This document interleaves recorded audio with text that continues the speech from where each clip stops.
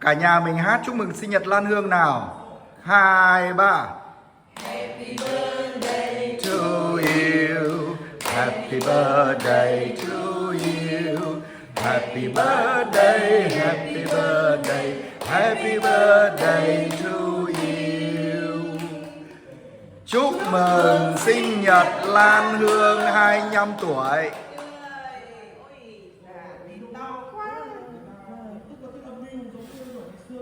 Tuyệt vời. Ôi, hoa đẹp này. Bánh sinh nhật đẹp quá. cái gì đẹp, Cái gì đẹp này. quá này. Rượu mơ ngon quá. Rượu mơ ngon này.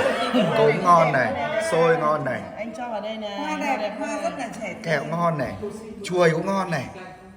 Đây, Bánh anh ngon đây, này.